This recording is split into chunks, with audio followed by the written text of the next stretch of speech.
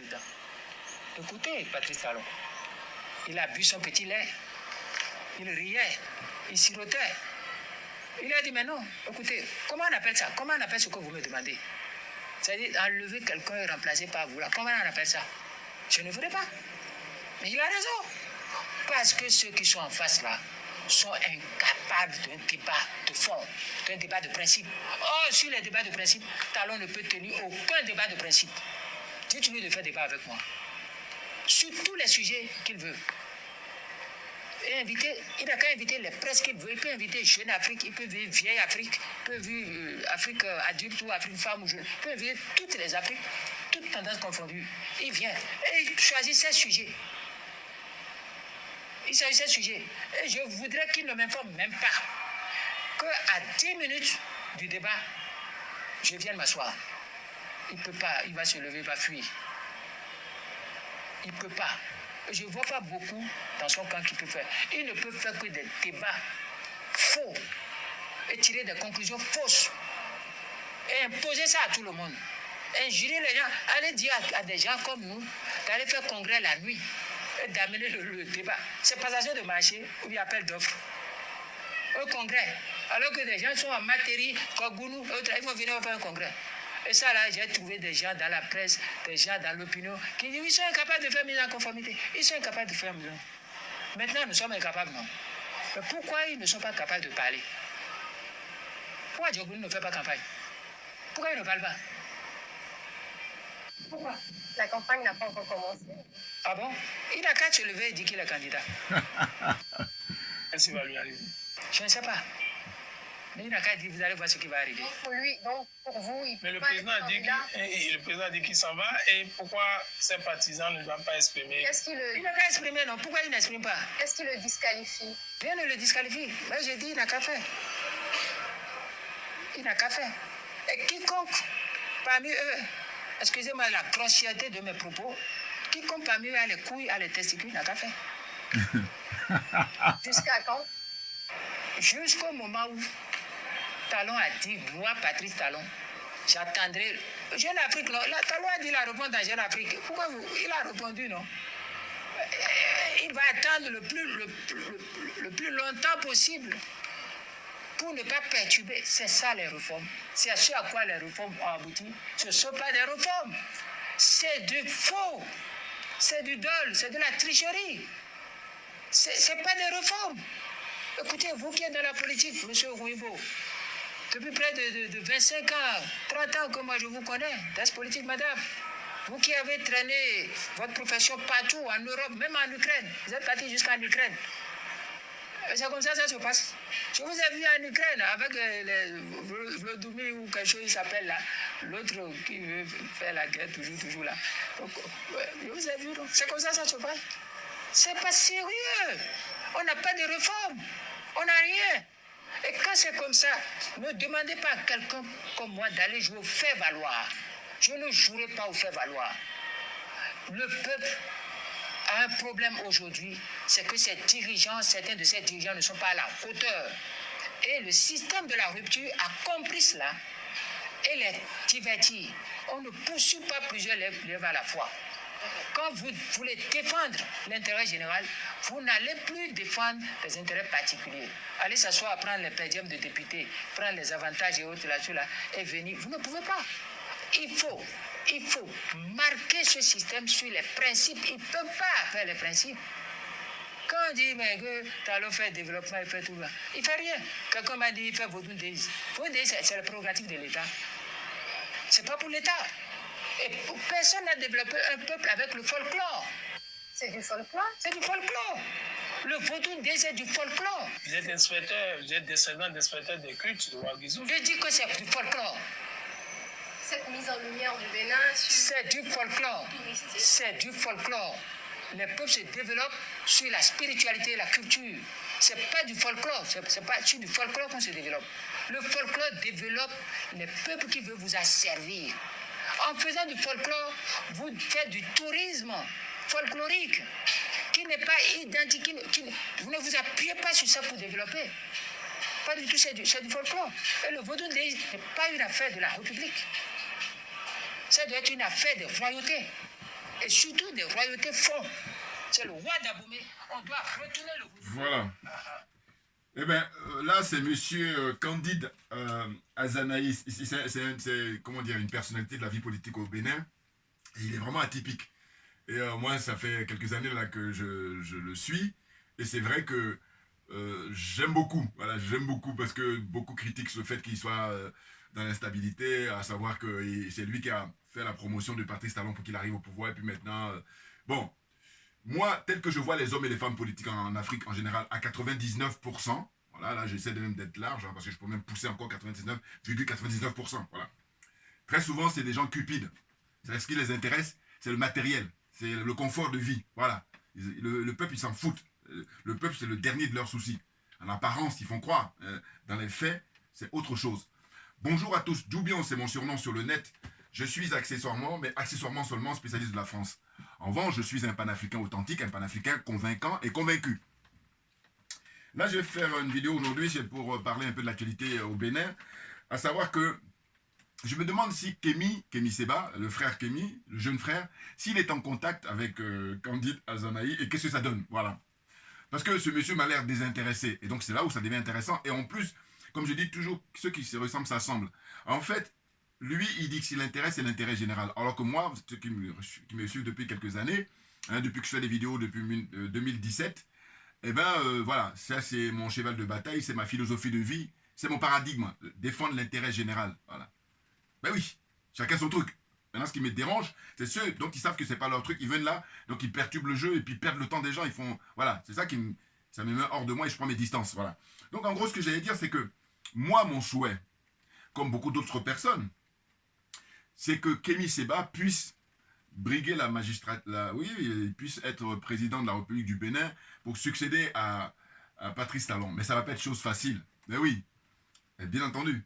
Mais j'allais dire, idéalement, hein, si les conditions sont réunies, il a toutes ses chances. Mais il faut que les conditions soient réunies. Or, lui, justement, le monsieur Candide Azanaï, qui est un vieux de la vieille, hein, de la politique au Bénin, il a été plusieurs fois ministre, et puis même quand... Alors, il a été ministre avec Yaïbouni, et après, quand Talon est arrivé, il a été désigné comme ministre délégué à la Défense. Voilà. Et puis même, il a eu aussi le portefeuille, enfin, le poste de comment dire, porte-parole du gouvernement, par exemple. Mais il n'est pas resté longtemps. Voilà. Il a démissionné dès lors que Patrice Talon a montré son vrai visage. Voyez-vous? C'est là où je le trouve intéressant. Parce qu'il y en a d'autres, ils n'auraient même pas démissionné, parce que la plupart, je vous dis, à 99%, hein, c'est le confort de vie. Voilà. Conviction, zéro. Voilà. Voyez-vous? Donc, pour moi, Kémi, si l'occasion se présente à ce qu'il puisse se présenter dans un premier temps et puis automatiquement avoir des chances de gagner, eh bien, si lui il est président, mais vous imaginez, nous qui sommes partisans de l'AES, bon, on est bon. Ah, mais bien entendu. Parce que là, c'est le Bénin qui rentre dans l'AES automatiquement. Et en plus, quelqu'un comme Nathalie Yamb, qui a beaucoup de connaissances, qui a beaucoup d'expérience, et enfin, en tout cas, qui a un certain savoir, eh bien, elle pourra maintenant mettre tout son savoir là en pratique. Notamment, soit être nommé ministre, soit être conseiller. Bon, elle l'est déjà d'une certaine façon, mais en tous les cas, voilà. Ça, c'est des choses qu'on peut rêver, parce que si ça se réalise, mais on est tous gagnants. Voilà, moi, ma philosophie de vie. Vous comprenez? Voilà. Donc, je dis que mon soutien à Kémi, c'est de dire que si lui, il arrivait à gagner les élections au Bénin, automatiquement, le Bénin bascule en AES. Automatiquement. Oui, parce que là, vous vous en souvenez, il a été, comment dire, honoré par le président, son excellence, le général 5 étoiles, Tchiani du Niger, qui lui a donné le passeport diplomatique, hein, parce que l'État français lui avait retiré sa nationalité et donc par voie de conséquence son passeport. Voilà. Donc quand le général Tchiani a appris ça, il a dit non, qu'à cela ne tienne, compte tenu du combat qu'il mène depuis des décennies, il mérite voilà, le passeport diplomatique hein, au titre de l'État du Niger. Bouya, on avance. Bon, alors, quelques petites notes que j'ai prises. Mais franchement, ce monsieur, je le trouve atypique. Et puis, moi, je ne suis pas comme certains qui vont dire, oui, mais il change d'... Non, mais excusez-moi. Quand vous dites ça, moi, je pense à ceux qui restent, qui sont dans la compromission. Parce que lui, il refuse la compromission. C'est ça, en fait, qui m'intéresse. Bien entendu. Non, parce que la compromission, c'est facile. Puisque, qu'est-ce que tu as une voiture de fonction, tu as le salaire, tu as le confort de vie, hein, tout le tralala qui va avec. Et il aurait pu, comme tous les autres. Mais pourquoi il refuse? Mais parce que lui, ce qui l'intéresse, c'est la vie des Béninois, c'est la vie du peuple béninois. C'est ça qui l'intéresse. Alors que les autres, ce n'est pas leur problème. Ils acceptent tout ce que va dire Patrice Talon. Et puis voilà, tout ce qui importe pour eux, c'est justement le matériel. Voyez-vous, en échange, voilà, ils la ferment, ils la ramènent pas. Et puis ils ont leur confort de vie. C'est ça qui les intéresse. Et dans cette interview que je vous encourage à regarder en entier, il y a 3 parties. Là, moi, j'ai regardé un peu dans l'ensemble. Je trouve intéressant les questions qui sont posées par les journalistes. Et puis, ils ont beaucoup de respect pour lui. Voilà, parce que certains journalistes, ils sont hautains alors que c'est des corrompus de première classe. Moi, ce que j'ai apprécié là, c'est les 2 journalistes là, c'est que, voilà, ils ont une approche très simple des choses. Et voilà, je dis. Parce que sinon, ceux qui viennent avec costume cravate, qui vont la ramener alors qu'ils sont corrompus. Non, mais, et d'ailleurs, c'est l'occasion de faire le procès de Jeune Afrique. Alors, vous avez vu là? J'ai noté, hein, il a dit plein de choses sur Jeune Afrique. Hein, il dit vieille Afrique, ancienne Afrique, machin, Jeune Afrique. Et il y a même des journalistes africains là qui ironisent en disant que, attendez, ça a été créé en 1960. 1960, on est en 2025. Hein, je suis toujours jeune. Non, non, il y a un truc, enfin bon, c'est dans l'esprit, évidemment. Mais c'est surtout Jeune Afrique qui est une pièce maîtresse dans le système de la France-Afrique. C'est ça dont on doit faire le procès. Alors moi, j'ai toujours rêvé qu'il y ait le procès de la France-Afrique, hein, et j'espère que ça viendra un jour, et que ça se passe dans les pays de l'AES. Voilà, c'est là-bas et nulle part ailleurs. C'est de ça dont il s'agit, bien entendu. Bon, donc, Jeune Afrique, qu'est-ce qu'on constate? Hein, là maintenant, là, depuis que le capitaine Ibrahim Traoré, ça y est, là, il a mis le pied dans la fourmilière, le pied dans le plat, voilà, ouais, c'est ce qu'il faut. Non, parce que longtemps, ceux qui sont soudoyés, là, les corrompus, là, et, ils se cachent et puis ils donnent beaucoup d'argent à Jeune Afrique, des valises d'argent à Jeune Afrique, et puis comme ça, ils produisent des articles comme ça, bidons, ils font des atalakou. Et là, je vais utiliser le thème du frère, rappeur camerounais, hein, qui dit que il a surnommé Niamsi intellectuel la gage. Eh bien, les journalistes de Jeune Afrique, ce sont des journalistes à gage. Voyez-vous? Clairement. Et d'ailleurs, ce serait intéressant de faire des audits sur les rapports qu'ils entretiennent depuis 1960 jusqu'en 2025 avec les dirigeants africains. Surtout l'Afrique subsaharienne, c'est de l'Afrique noire. Ah oui, oui, ça serait très intéressant. Hein, les valises d'argent. Parce que je dis, bon, voilà, quelqu'un comme Morgui, ça y est, il a vidé son sac d'une certaine façon dans un bouquin qu'il a rédigé, qui est sorti en 2024. Mais qu'est-ce qu'il en est, justement, de Jeune Afrique? Ah oui, ce serait bon, ce serait bien de le savoir, ça. Qu'est-ce qu'il en est de Jeune Afrique? Voyez-vous? Ah ben oui, ça, il faudrait qu'on le sache. Parce que ces gens-là, hein, ils ont pour principe de faire du chantage auprès des chefs d'État africains. Est-ce que vous vous rendez compte de l'argent public? L'argent qui est détourné pour leur donner des millions. Et en retour, c'est pour produire du papier humiliant. Parce que je vous dis, c'est pas manque de temps. Maintenant, chacun son truc. Mais moi, je donne des idées. Allez-y éplucher, hein, les articles de Jeune Afrique concernant les dirigeants africains. Je pense à Thomas Isidore Noël Sankara, concernant, comment dire ça, Patrice Lumumba, Kwame Nkrumah, tout ça, tous les grands leaders là, qui ont, sacrifié de leur vie. Voilà. Allez-y regarder les articles de Jeune Afrique. Ce qu'on constate simplement, et ils sont dans une démarche comme ça d'escroquerie, des receleurs, hein, parce que c'est de la mafia ça. Mais bien entendu, quelles sont ces méthodes-là? Ou, comment dire ça, ils disent au chef d'État là, bon mais vous nous donnez tel million, et puis en échange on va écrire des biens de vous. Mais n'importe quoi. Alors autant vous dire que eux, la charte de Munich, hein, aux oubliettes, voilà. Alors la charte de Munich, qu'est-ce que c'est? Mais la charte de Munich, ça concerne tous les journalistes, enfin bon, j'allais dire ça a été signé en Europe, en Allemagne en l'occurrence. Et cette charte de Munich, qu'est-ce qu'elle dit? Elle dit, c'est d'une certaine façon le devoir professionnel, voilà, du métier de journaliste. Mais eux, c'est aux oubliettes, hein, ça n'existe même pas. C'est des gens francs, tu les crois, tu leur poser la question, messieurs, qu'est-ce que vous en dites de la charte de Munich? Ils vont dire, non, je ne sais pas si ça existe. Vous voyez? Donc la charte de déontologie de Munich, signée le 24 novembre 1971 à Munich, et adoptée par la Fédération européenne. Voilà. Vous voyez? Normalement, cette charte-là, c'est le devoir professionnel, c'est-à-dire que la conscience professionnelle, quoi. Les journalistes doivent travailler, hein, à leur âme et conscience pour donner l'information au public, donner l'information aux gens, donner l'information au peuple de manière objective. Voilà, voilà. Or là, Jeune Afrique, depuis sa création, ils ont passé leur temps à escroquer le peuple africain. Donc c'est une machine très importante du système de la France-Afrique. On va le dire maintenant, hein, avec aisance. Parce que je vous dis, quand on sait pas, on ne sait pas, mais quand on sait, il ne faut pas se gêner. Et on ne va pas se gêner, clairement. Ah ben oui. Non mais de quoi? Parce que je dis, quand vous voyez la TV5 Monde, mais TV5 Monde a été créée après. Et c'est là dans le domaine de audiovisuel. Mais au niveau de la presse écrite, premier en chef du système de la France-Afrique, c'est Jeune Afrique. Ah ben oui, clairement, clairement.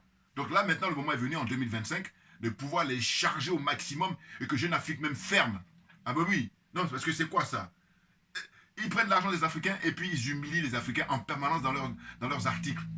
hein, comment dire ça, insulter les Africains, notre intelligence 24 heures sur 24. Jeune Afrique, vraiment, c'est en tête. Hein. Quand je dis ça, souvent, l'expression que j'utilise. N'importe quoi. Ah ouais. Il faut les démasquer. Et on les a démasqués, là, avec le capitaine Ibrahim Traoré. Et là, ils sont en panique, hein, bien entendu. Parce que, comme j'ai dit, la prise de conscience aujourd'hui, elle est réelle. Et on ne va plus perdre du temps. Parce que les corrompus, là, oubliez-nous. Hein, on n'a pas affaire à vous. On n'a pas le temps. Voilà, c'est ça. Donc, alors, rapidement, les notes que j'ai prises. Candide Azanaï. En fait, c'est un monsieur qui est né en 59, donc il a 65 ans aujourd'hui. Bientôt 66. Au mois de juin, il aura 66. Hein? Et lui, il est né à Porto Novo. Voilà, c'est au Bénin. Hein? Il est président et fondateur du parti politique Restaurer l'Espoir. Donc, ministre à plusieurs reprises sous le règne de Yahi Boni et ensuite ministre, secrétaire d'État à la Défense et porte-parole du gouvernement sur Patrice Talon. Il n'est pas resté longtemps. Voilà, ça que je trouve intéressant. Mais oui, parce que lui, effectivement, sous Yahi Boni, il a été ministre, mais après, il a pris ses distances avec Yahi Boni.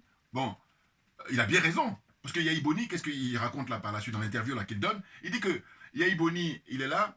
Et Jeune Afrique a pondu récemment un article où il demande à Yahi Boni et à Patrice Talon, est-ce que ce ne serait pas possible de faire quelque chose ensemble pour les élections en 2026? Et là, il dit que Yahi Boni, au lieu de dire non, il a fait assez de mal comme ça, comment on appelle ça, Patrice Talon, et puis il a du sang sur les mains, donc on arrête tout. Eh bien non, il disait rien. Même il était favorable à ça. Vous vous rendez compte? C'est ce qu'il dénonce, monsieur Candide Azanaï. Il est profondément honnête, ce monsieur. Bien entendu. Non mais franchement, c'est ceux qui veulent qu'on tourne en rond qui sont là, qui vont chercher à le critiquer. Parce que je dis, quand on sait qu'en Afrique en général, et puis là en l'occurrence notamment au Bénin, la plupart des dirigeants la politique, la plupart, hein, je ne dis pas eux tous, hein, il faut qu'on soit d'accord, mais la plupart, c'est que le matériel qui les intéresse, la vie du peuple. Si ça les intéressait, Patrice Talon ne peut pas continuer comme ça à narguer, hein, à se moquer des Africains en général et des Béninois en particulier. N'importe quoi. Donc la suite. Donc ils disent dans un contexte politique tendu, dans le cadre des débats sur la réforme de la Constitution, voilà, la Constitution béninoise, il présente sa démission. Voilà, c'est suite à ça, hein, le 28 mars 2017. Vous voyez? Il a présenté sa démission à partir du moment où M. Talon a décidé de modifier la Constitution. Donc il est honnête. Parce qu'il y en a plein là. Malgré ça, il ne change pas. Au contraire même, ils encouragent Talon à faire n'importe quoi. Dans son fauteuil de dictateur. Vous voyez? Donc, qu'est-ce qu'il fait? Chaque année, eh ben, il célèbre sa démission. Mais il est excellent, bien entendu. Il est fier d'avoir démissionné. Parce que quand il regarde là, avec le recul, il dit, mais regardez ce que ça donne.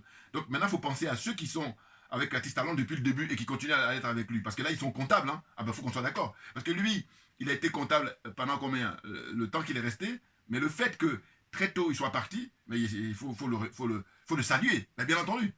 Parce que lui, au départ, quand il a soutenu Patrice Talon à l'époque, il avait espéré que ça allait être mieux que Yahi Boni. Bon, Yahi Boni, évidemment, c'est un aliéné de première classe. C'est un complexé, j'allais même dire masterclass. Voilà. Boni était un complexé masterclass. Corruption, bon, un peu moins, mais par contre, il a corruption morale. Voilà. Lui, il a une corruption morale. Ouais. Et puis, je dis, il faut qu'il aille à la retraite définitivement, parce qu'il fatigue les gens. Mais je vous dis toujours que, je dis, bon, je crois que par sa formation, Yahi Boni paraît-il que c'est un banquier. Bon, mais je dis, mais c'est parce que tu as été brillant banquier que tu vas être un bon homme politique, ça s'est démontré d'ailleurs. Hein, tous ces gens-là, lui par contre, c'est un bon produit, enfin bon produit, c'est un bon client pour Patrice Talon. Parce que Patrice Talon, toute la classe politique béninoise, avant qu'il vienne au pouvoir, et en tant qu'homme d'affaires, il les a tous arrosés. Bon, on va dire, mon expression favorite, c'est il faisait la pluie et le beau temps avant même de prendre le pouvoir. C'est-à-dire que tu sois Yahi Boni, que tu sois autre, c'est-à-dire tous les partis politiques, là, il les a tous financés. Bon, évidemment, il est très malin, parce que c'est l'argent public aussi. Bon.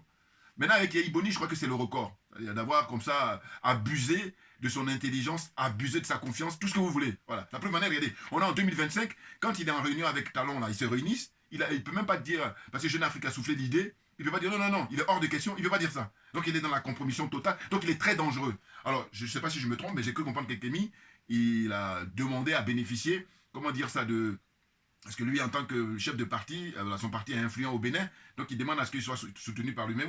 Tu vois, la duplicité, pour ne même pas dire triplicité ou je ne sais pas quoi. C'est-à-dire qu'il va peut-être dire à Kémy, bon, pourquoi pas, et puis la nuit, il est en discussion avec Patrice Talon. C'est malsain, et dire le mot, c'est facile, c'est faible. En fait, c'est un euphémisme que de dire que c'est malsain, Yahi Boni. De toute façon, vous regardez mes vidéos anciennes, moi, c'est quelqu'un que je ne peux pas supporter. Parce que je dis, il n'y a pas que lui, tous ces intellos là, hein, technocrate, là. Enfin, je veux dire, au sens où il a eu ses diplômes, je ne vais pas les contester. Ce que je conteste, je dis, mais viens pas faire de la politique, parce que pour faire de la politique, il faut être animé pour servir l'intérêt général. Par exemple, M. Candide Azanaï, là, voilà, pour moi, lui, c'est un homme politique au sens noble du terme, parce qu'il dit qu'on est là pour servir l'intérêt général. Et d'ailleurs, ce qui est intéressant, c'est qu'il le dit dans l'interview, hein, il dit que Patrice Talon, comme ils se connaissent bien, en tout cas quand il a commencé à le soutenir, il dit qu'ils se sont réunis à Paris, ici, sur les Champs-Élysées, dans un restaurant, et Talon, à l'époque, lui a proposé, je crois que ça devait être en 2015, il dit, mais toi, ce serait bien que tu sois candidat pour remplacer Yaïboni. Et lui, il a décliné l'offre.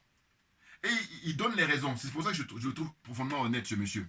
Il dit quoi? Il dit, mais à l'époque, quand Patrice Talon lui a fait cette proposition d'être président, il va le soutenir comme il a soutenu Yaïboni aussi, ou d'autres candidats, d'autres personnes. Et bien, il a dit, mais moi, ma philosophie de vie, mon paradigme, c'est la défense de l'intérêt général. Or, toi, Patrice Talon, en tant qu'homme d'affaires, tu es animé pour servir l'intérêt privé. Bon, chacun son truc. Donc, il dit que je n'ai pas envie d'être candidat, et puis si je suis président, moi, je vais vouloir défendre le peuple, or, toi, tu vas vouloir défendre l'intérêt privé. Voilà. Il le dit dans l'interview, là. Donc, pour moi, il est clair là-dessus. Qu'est-ce qu'on veut ajouter de plus? Dire, monsieur, merci beaucoup de nous donner l'information. Ben oui. C'est très intéressant ce qu'il dit dans son interview, là. Ce qu'il dit, hein, c'est très intéressant. L'interview, je vous le dis, c'est en 3 parties, mais il faut regarder du début à la fin, c'est très intéressant. Donc, il a refusé la proposition de Patrice Talon, voyez-vous. Et après, Talon arrive au pouvoir, donc en 2016. Hein. Mais c'est dingue, c'est dingue. Parce que, rappelez-vous, Talon, à l'époque, quand il est arrivé, on lui a rien demandé, il dit que lui, il va faire un seul mandat. Vous voyez, regardez avec le recul. On lui a rien demandé, hein. Si on regarde la constitution béninoise, il vient, il fait ses 2 mandats et puis il doit partir. Voilà, voilà. Il doit céder le fauteuil pour l'alternance. Et bien lui, je ne sais pas si on peut l'appeler petit malin. Je cherche un terme pour lui. De venir par là que le gars qui croit qu'il est plus malin que tout le monde, voilà. Parce que l'idée de dire je fais un seul mandat, mais si il respectait ça, mais il n'y a rien à dire, il rentre même dans l'histoire, hein, par la grande porte. Mais là, M. Azanaï, la Candide Azanaï, lui a dit, à l'époque, quand il a parlé de ça, il a dit, mais non, il faut arrêter avec ça. Parce qu'il a senti déjà que le monsieur était dans le mensonge, était dans la démagogie. Il dit, c'est pas possible. Si, c'est possible. C'est toute une question de volonté personnelle, volonté collective et puis volonté politique. Donc là, en l'occurrence, c'est lui. Simplement, Patrice Talon est profondément malhonnête. C'est tout. Sinon, s'il est honnête, on peut... Regardez, à l'époque, bon, le président, comment dire ça, Nisophore Soglo, Nisophore Dieudonné Soglo, bon, eh ben, il a fait un seul mandat. Bon, c'est vrai qu'il aurait souhaité faire plus, mais il a fait un seul mandat. Est-ce qu'il est mort? D'ailleurs, il est là, tranquille, hein, en possession de ses moyens au niveau intellectuel. Un homme très cultivé, très instruit. Hein. Moi, au Bénin, je vous dis, pour moi, c'est la référence. Hein. Dieudonné, Nisophore Soglo. Je l'ai rencontré, hein, quand il était venu ici en France il y a quelques années. En province, il était venu là. Une ville là qui était en jumelage avec comment dire, lui en tant que maire de Cotonou, je crois, si je ne me trompe pas. Voilà. Donc, on a pu se rencontrer, et puis c'est même avec son épouse, à l'époque. C'est un plaisir pour moi, un grand bonheur de le rencontrer, saluer et puis échanger un peu avec lui. Respect, je dis, monsieur, respect. Voilà. Donc, je poursuis. En fait, donc je disais que l'idéal, c'est l'élection de Kémy Séba pour remplacer Patrice Talon. Mais il faudrait naturellement de la transparence et des élections libres et inclusives. Mais oui, non, parce que le problème de Patrice Talon, comme beaucoup d'autres, et ça, c'est une discussion que les prétendus intellectuels, là, qui font ce que j'appelle un usage caricatural de leur connaissance, de leur savoir, c'est de dire, mais là, aujourd'hui, plus que jamais, c'est de dire, mais comment ça se fait que ces gens-là qui arrivent au pouvoir et qui se vantent d'avoir construit le pays, c'est-à-dire faire des ponts, faire des routes, hein, tout le nécessaire pour que le pays se développe, bon, moi qui vis ici depuis des décennies, je dis que c'est le service minimum et que, voilà, simplement, comme tout le monde n'a pas la même avance au point de vue, j'allais dire, approche politique. D'ailleurs, il le dit là, hein, il ridiculise même les gens qui sont ébahis par ce que Patrice Talon a pu réaliser. Mais non, quelqu'un d'autre à sa place fait pareil. Alors les journalistes disent, oui, mais pourquoi ils n'ont pas fait? Il dit, mais non, attention. J'aime beaucoup Gilles, l'interview est très intéressante. Parce qu'il dit, bon, lui, il a pris sur le plan historique. Il dit, mais regardez le Bénin en 1960, en 1970, en 1980, regardez. Maintenant, il dit, ne demandez pas aux ceux qui étaient avant Talon une avance numérique, parce que le numérique n'existait pas. Voilà, eux, ils ont fait ce qu'ils pouvaient. Et d'ailleurs, là où vous pouvez aller sur Mars, sur toutes les planètes, Talon, ce qui joue à sa défaveur, c'est qu'il a du sang de béninois sur les mains. Et ça, par contre, c'est tu es disqualifié. Voilà, moi, dans ma conception. Bien entendu. C'est-à-dire, quelles que soient tes réalisations, parce que je dis que la vie humaine est sacrée. Et d'ailleurs, pour quelle raison toi, tu es tranquille, hein, à la Marina, ou je sais pas comment ils appellent le palais présidentiel au Bénin, hein, et puis il y a un pauvre monsieur ou une dame, des pauvres citoyens qui meurent. Au nom de quoi? Oh, rien ne peut justifier. Donc, c'est à partir de là que je dis, dès lors que tu as porté atteinte à la vie humaine, tu es disqualifié. Voilà. Donc, voilà. Par exemple, hein, par exemple. Bouillard, on est trop bon. Voilà. Alors, on y va. Alors, donc, je disais que, en fait, je comprends pas. Voilà, c'est ça. Donc, la conséquence, si Kémy Séba est élu, bon, ça, je dis, hein, j'ai noté, puis j'ai dit tout à l'heure, au Bénin, c'est l'adhésion à l'AES, directement, avec Nathalie Yamb occupant un poste prédominant hein, dans son gouvernement, hein, ou alors conseiller proche, naturellement. Moi, c'est pour que le Bénin puisse rejoindre l'AES. Parce que c'est pas avec Patrice Talon et puis ceux qui sont dans la même famille de pensée ou la même philosophie, le même paradigme que Patrice Talon qui vont rejoindre l'AES. Hein. Faut qu'on soit d'accord. C'est clair. Hein. Donc moi, le combat que je mène, hein, c'est faire de manière à ce que hein, les autres pays puissent rejoindre l'AES. Maintenant, il ne s'agit pas d'aller à l'AES, comment dire ça? Excusez-moi, je cherche l'éclairage là, parce que voilà, c'est pour ça. Hein, il ne s'agit pas d'aller à l'AES. Hein, comme vous voyez bouger, c'est parce que je cherche l'éclairage. Parce que, bon, tant pis, on va faire avec. Excusez-moi, c'est indépendant de ma volonté. Donc, je dis, il y a des préalables. L'AES, ceux qui veulent suivre l'AES, qui veulent rejoindre l'AES, c'est de faire comme, justement, on fait les dirigeants du Mali, les dirigeants du Burkina Faso et les dirigeants du Niger. Voilà. Eux, ils ont fait un préalable, c'est-à-dire que on va rompre les 11 accords qui existent hein, entre ces pays-là, les pays africains, et puis la France. Voilà. 11 accords.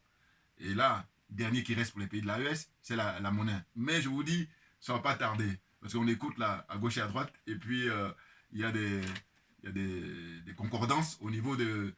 les gens se montrent discrets, parce qu'ils ont vu que précédemment, la France, elle est prête à tout pour empêcher hein, l'épanouissement, la souveraineté des pays africains. Elle a confisqué depuis toujours, j'avais dire, enfin toujours. En tout cas, depuis fort longtemps, voilà, ça c'est beaucoup plus approprié. Depuis fort longtemps, la France a confisqué la liberté, l'indépendance et la souveraineté de ces pays-là. Est-ce que vous êtes normal, ceux qui vont faire enfin, qui font comme si de rien n'était, est-ce que vous êtes normal? Est-ce que vous êtes normaux? En fait, je sais pas, tous les qualificatifs là. Non, mais c'est parce que ça dépasse l'entendement. Là encore, le mot est faible. Franchement, le temps avance, on voit les autres pays, quand on va citer les pays asiatiques et tout ça, mais les pays asiatiques, eux, ils n'ont pas le franc CFA. Alors qu'ils en ont eu. Les anciennes colonies, comment dire ça, en Asie, les colonies françaises. Tout le monde a eu le franc CFA de toute façon. Maintenant, il y a l'appellation. Quand on est en Afrique, on dit CFA. Mais quand on est dans le Pacifique, c'est franc du Pacifique. Mais tout ça, c'est le même fonctionnement. Voilà. Clairement. Vous voyez? Et d'ailleurs, je pense, j'ai vu un débat là sur TV Sud là, qui a changé maintenant de toute présentation et tout.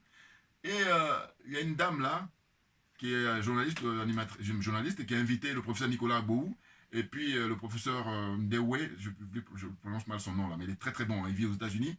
Et ils avaient en face d'eux, enfin oui, en face d'eux, tous les deux, la journaliste qui était partisan du franc CFA, et puis un autre monsieur là qui lui est congolais, et qui lui est pro franc CFA.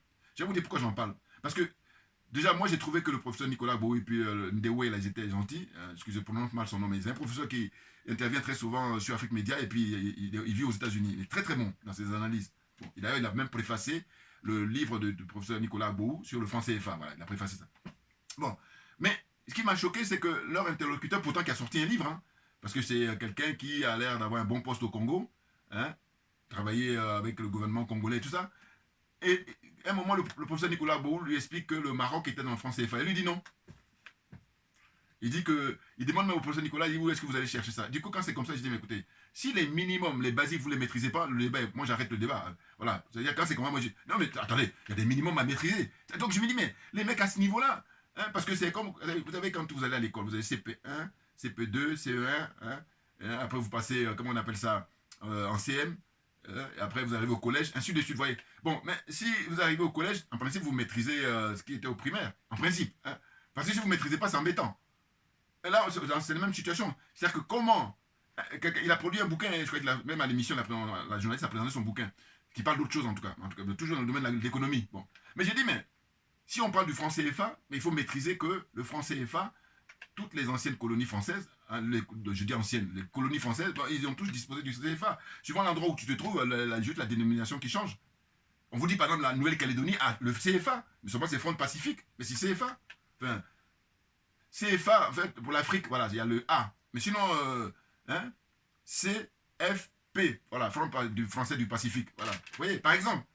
Donc, il y a tous ces trucs-là. Et puis, pour revenir aux pays asiatiques, parce que certains là qui ont une espèce de ce que j'appelle la malhonnêteté intellectuelle, qui disent, oui, mais voyez, vous vous plaignez toujours, mais regardez les pays asiatiques. Mais les pays asiatiques n'ont pas un. Enfin, ils se sont libérés, voilà. Ils ont fait le sacrifice nécessaire pour se libérer. Et du coup, il n'y a plus de base militaire et ni comment dire ça, CFA, ni monnaie coloniale. Voilà, c'est ça. On va dire monnaie coloniale, c'est beaucoup plus approprié. Voilà.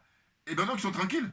Ce qui n'est pas le cas des pays africains. C'est ça la difficulté. Et là, aujourd'hui, les pays de l'AES sont en train d'ouvrir la brèche, sont en train d'inaugurer comme ça la liberté, la vraie, hein, donc indépendance des pays, mais surtout la souveraineté. Comme ça, ils décident eux-mêmes de ce qu'ils veulent, avec qui ils veulent commercer. Or là, en dehors de ces 3 pays-là, tout le reste, ils veulent se conforter. Alors, c'est pas le peuple, hein, faut qu'on soit d'accord. C'est pas le peuple.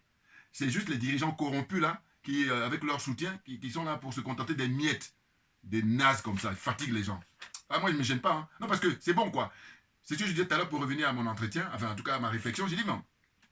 Si vous dites que vous avez bien construit le pays, notamment Patrice Talon, c'est vrai que quand on regarde les images, parce que moi j'ai jamais été au Bénin pour l'instant, c'est vrai qu'il a construit, mais si je vous dis c'est normal, ce n'est pas le fait qu'il n'est pas normal, voilà. Hein? C'est-à-dire que des gens comme Sassou Nguesso, qui est au pouvoir depuis plus de 30 ans, qui n'a rien fait, voilà, lui, c'est comme Paul Biya. Ils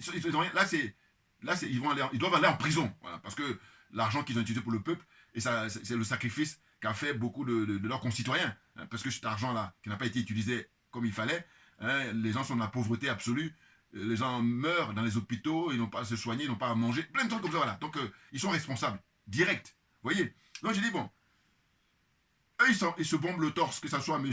Talon, que ce soit M. Alassane Draman Ouattara, ou même Macky Sall qui a été dégagé, parce que Macky Sall, il faut aller le chercher au Maroc. Hein. Tôt ou tard, il faut aller le chercher, parce qu'il a du sang sous les mains. Bon, donc, j'ai dit, bon, ces gens-là, ils vont dire facilement, voilà, voyez nos réalisations. Mais je dis, mais si tu es convaincu de ce que tu as réalisé, mais c'est une raison supplémentaire, enfin suffisante, j'allais dire, pour que tu laisses tout le monde se présenter. Or, paradoxalement, ils ne veulent pas. Donc c'est là où ça doit attirer, quand on dit, je dis, tu as la prétention d'être un être humain, ça doit attirer ton attention, ça. Ben oui, non, parce qu'il y a un truc qui ne tient pas, c'est que si tu dis que tu es fier de tes réalisations, mais le peuple, lui, il va te reconduire. Hein, à la limite hein, du nombre de mandats dont tu as droit. Ou même, limite, même si toi tu fais tes 2 mandats, eh ben, si tu recommandes quelqu'un, le peuple va voter cette personne parce que toi, tu as déjà montré que tu as bien assuré. Donc le peuple, il va faire cette continuité-là, naturellement. Or, on a des gens qui sont, mais dans un, je veux dire, alors un mot gentil, expression gentille, c'est la servitude volontaire. Voilà. Ils sont adeptes de la servitude volontaire, qu'ils acceptent leurs conditions d'esclaves. Et du coup, ils se confortent dans ça. Mais sauf qu'il y a des conséquences sur le peuple, naturellement. Vous voyez? Donc c'est ça que je dis que j'attire l'attention hein, des pseudo-intellectuels. Là. J'ai dit, mais il faut le dire clairement. Oh, comme ils sont corrompus aussi. Mais c'est pour ça. Parce que si tu es corrompu, tu peux pas de la vérité. Hein. La corruption, elle ne va pas avec la vérité. Il faut qu'on soit d'accord. Oh là là là. Bon, donc je poursuis. Hein, très clairement, j'ai dit, Monsieur Azanaï, hein, il reproche à Patrice Talon de ne pas respecter sa parole pour un seul mandat et surtout d'avoir tué des Béninois à l'occasion des échéances électorales depuis que Talon est au pouvoir. Alors qu'avant que lui il arrive, eh ben, faites des statistiques et puis vérifiez tous les présidents qui étaient avant Talon, combien de morts il y a eu. Talon, il a battu le record. Alors il met en avant, oui, j'ai construit des routes, j'ai développé le pays, avant moi il n'y avait pas ça, mais oui, mais le problème c'est quoi? C'est que si on compare avec Yahi Boni, le fait que Yahi Boni n'a pas du sang sur les mains, il faudrait regarder ça au pain fin, mais en tout cas à ma connaissance, eh ben, c'est intéressant, parce qu'en fait, pourquoi je dis tu vas supprimer la vie d'autrui? Voilà. Donc, si tu ne trouves pas cette réponse, ferme-la, assure-toi et puis prends les notes. Voilà. Fatigue les gens. Non, parce que vous prenez pour qui? Dieu. Ah oui, mais c'est ça. Bien entendu. Non, parce qu'il faut se prétendre Dieu pour tuer tranquillement quelqu'un et puis penser que c'est normal. N'importe quoi. Des voyous, des gangsters, des criminels. Monsieur Azanaï dit que les interviews, les écrits et les articles de Jeune Afrique, voilà, j'aime beaucoup ce qu'il a dit. Il a dit que, mais Jeune Afrique, il dit Jeune Afrique, c'est pas de la philanthropie, c'est un service commercial.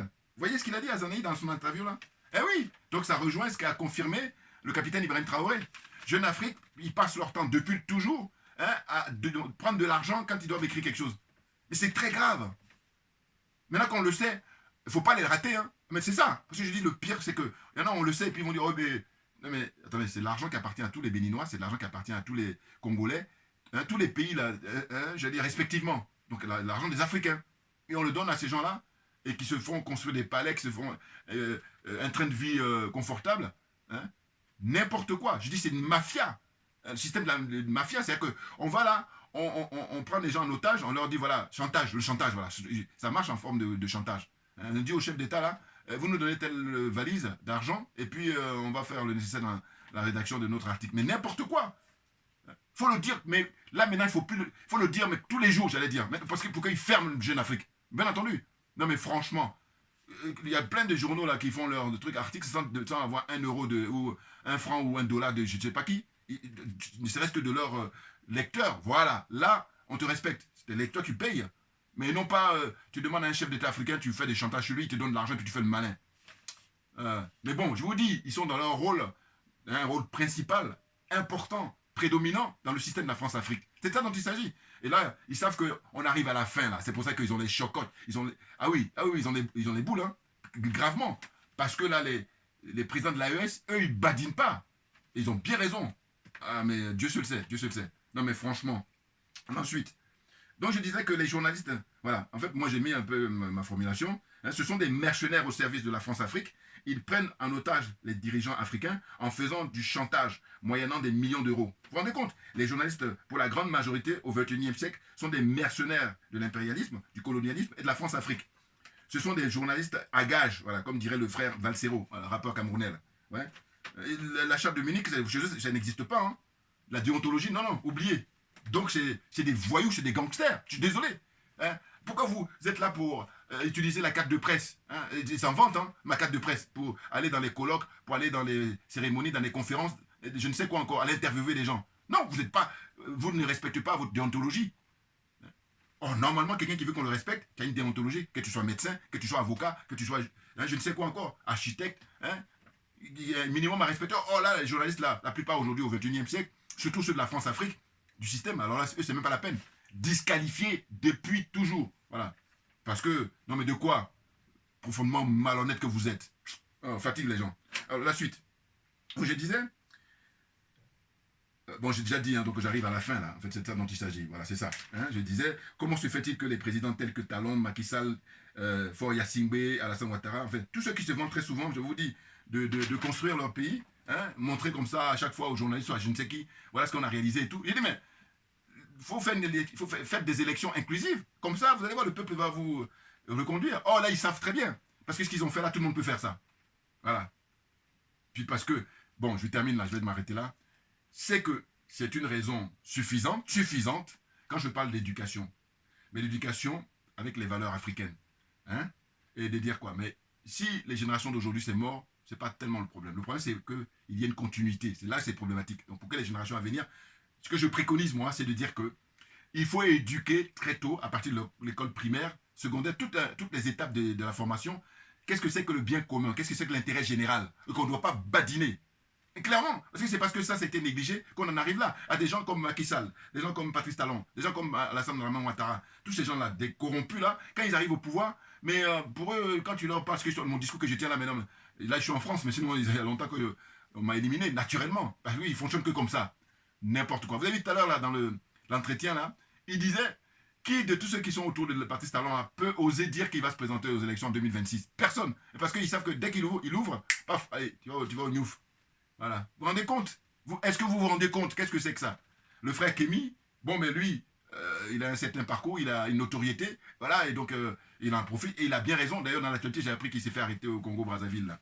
Voilà, parce qu'il a fait la tournée, là, il a d'abord été, comment dire, le Congo-Kinshasa pour se faire honorer, docteur honoris causa, ça n'a pas pu se passer. Et quand j'ai vu ça, ces images-là, j'ai dit, bon, est-ce que ça, c'est Kagame qui a interdit, là? En gros, je ne suis pas en train d'exempter ou, comment dire, donner du crédit à Kagame. Non, je dis simplement que il n'est pas pire, qu'ils sont tous pareils, voilà ce que je dis toujours. Mais oui, or, ce que je constate, c'est que les frères qui vont critiquer Kagame, ils vont faire comme si c'était lui le Hitler. Non, je suis désolé. Je dis, si vous faites ça, eh bien, vous épargnez Tshisekedi. Alors que moi, je n'ai pas envie. J'ai dit que pour la mémoire de Patrice Emery Lumumba, mais je dis, mais il faut que les hommes et les femmes politiques au Congo, hein, Congo RDC, il faut qu'ils soient conscients, comme la jeunesse burkinabé est consciente du sacrifice du capitaine Thomas Isidore Noé Sankara. Hein. Par exemple, ou la jeunesse malienne du sacrifice du président Modibo Keïta. Vous voyez? Et puis aussi les anciens hein, qui ont versé leur sang, qui ont fait du sacrifice pour le Niger.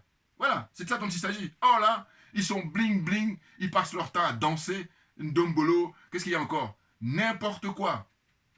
Franchement, en psychiatrie, voilà, c'est tout ce que moi, là je me veux humain. Hein, voilà. Comprenne qui veut, comprenne qui peut, hein, et puis on lâche rien, comme j'ai pour habitude de dire, mais parce que c'est nous qui avons raison. C'est tout. Merci bien.